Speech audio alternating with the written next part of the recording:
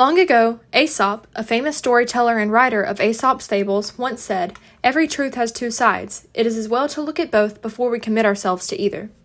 Aesop's words, although written back in Greek times, hold a truth that is all too fitting of the world we live in today.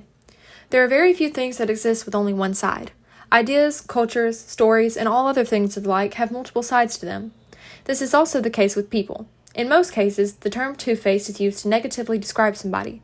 However, if you take the time to think about it, you'll realize that everybody has two sides to them, one that is revealed to the world and one that is kept hidden within, a monster, to say. Society has been familiar with the idea of monsters for as long as humanity can remember. The Oxford Dictionary defines a monster as an imaginary creature that is typically large, ugly, and frightening. When one first thinks of the term, what likely comes to mind are mythical creatures like werewolves, vampires, zombies, and man-made green creatures like the one being represented here. However, there are some hidden meanings behind this fear-evoking word.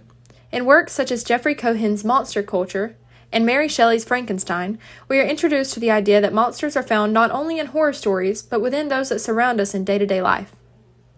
Why is it that people find thrill and enjoyment in watching horror movies or hearing scary stories?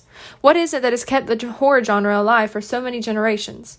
Behind every monster is something that lures and holds people's interest. This attractive force, although it may be subconscious, is desire.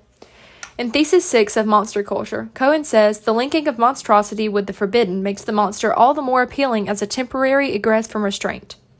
In other words, the idea of immense freedom that a monster holds is appealing to those who remain inside the boundaries.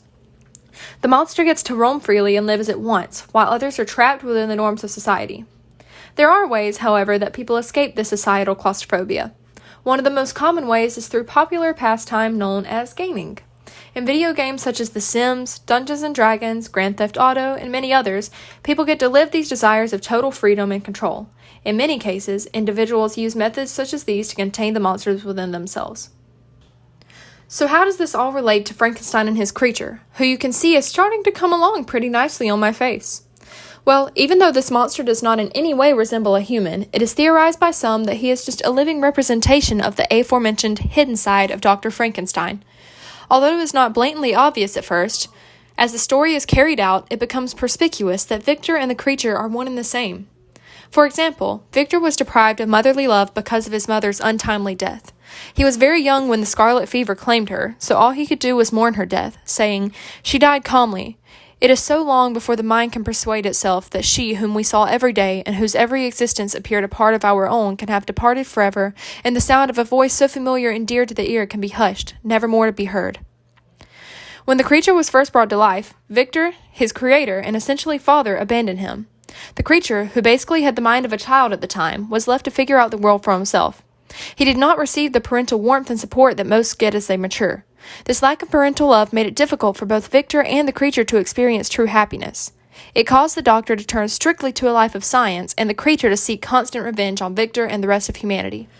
Abandoned by their parental figures, isolated by society because of their differences, and driven by rage and revenge, Frankenstein and his creature mirror one another in ways that make one question if the creature was anything more than a portrayal of a side of Victor that the world didn't see. And Viola, here you have it. While the normal side of my face is far too feminine to be Victor Frankenstein, the message is still there. All of humankind has two sides, the more normal side that molds to societal boundaries, and the uglier, more monstrous side that is usually hidden away.